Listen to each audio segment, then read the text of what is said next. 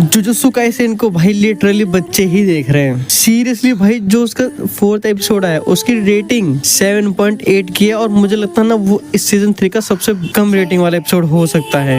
और मुझे नहीं लगता क्या ऐसा कोई सा भी एपिसोड जाएगा, क्योंकि जुजुत्सु काइसेन इस टाइम पे अपने पीक सीजन के अंदर चल रहा है। तो यहाँ पे जो उसकी रेटिंग है वो ऑब्वियस सी बात है वो 8 से ऊपर ही होनी चाहिए, क्योंकि जो पहले एपिसोड जो ड्रॉप हुआ था उसकी रेटिंग 9.1 की थी और जो सेकंड एपिसोड था उसकी 9.3 की थी। तो तुम सोचो कि जैसे यहाँ पर हमें एपिसोड 3 के अंदर कलिंग गेम के जो रूल्स थे वो समझाए गए, तो यहाँ पर जो उसकी रेटिंग वो कितनी बेकार कैसे हो सकती है भाई। मैं मानता हूँ कि यहाँ पर जो सीन्स थे वो बोरिंग थे, बट वो इतने भी नहीं थे। एक साइड को तुम वन पंच मैन को देख लो, पूरा सीजन वन पंच मैन का पूरे 12 एपिसोड में से कोई एक एपिसोड भी ऐसा नहीं था जो एपिसोड 3 की टक्कर दे सके जुजुत्सु काइसेन के। लिटरली 7.7 तक भी कोई एपिसोड नहीं पहुंचा था, जो कि वन पंच मैन इतना बड़ा एनीमे है। और ऐसे बात नहीं कि जुजुत्सु काइसेन छोटा है, नहीं, जुजुत्सु काइसेन की हाइप जो वो भी बहुत ज्यादा ही है। बट इस एपिसोड से भाई लिटरली मेरे को भी इतना बुरा लग रहा है कि भाई आखिरकार इतना कैसे हो सकता है। एटलीस्ट 8 की रेटिंग तो भाई होनी चाहिए थी, क्योंकि इस टाइम पे जो अपनी पीक फॉर्म के अंदर चली रहा है। तो तुम्हें पता है कि आगे जो सीन है वो जो मांगा रीडर्स है वो मेरी बात को समझ रहे होंगे कि आगे कितना बढ़िया बढ़िया सीन्स आने वाले हैं। उसमें से तुम एक चीज अगर मैं स्पॉइल ना करूँ तो माकी की जो फाइट होने वाली जेनिन क्लैन के साथ वो नेक्स्ट लेवल पे जाने वाली है, क्योंकि यहाँ पे जो माकी है वो सारे जेनिन क्लैन के जो लोग थे उन सबसे लड़ेगी अकेले। और ऐसी बात नहीं है कि जो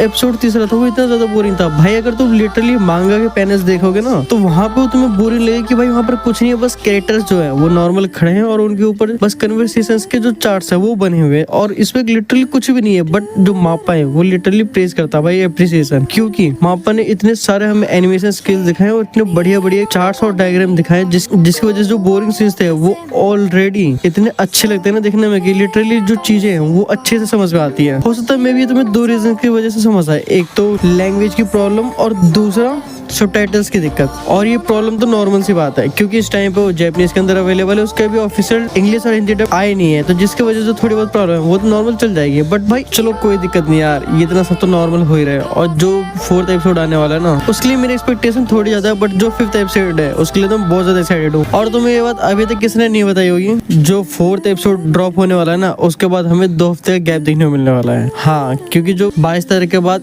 अगला थर्सडे आएगा ना उस दिन जुजुत्सु काइसेन ड्रॉप नहीं होगा 5th एपिसोड, वो सीधा अगले थर्सडे को ड्रॉप होगा, जिसकी वजह से हमें 1-2 हफ्ते गैप देखने को मिल जाएगा। इस बारे में तुम्हारे क्या राय है तुम कमेंट में जरूर बताना।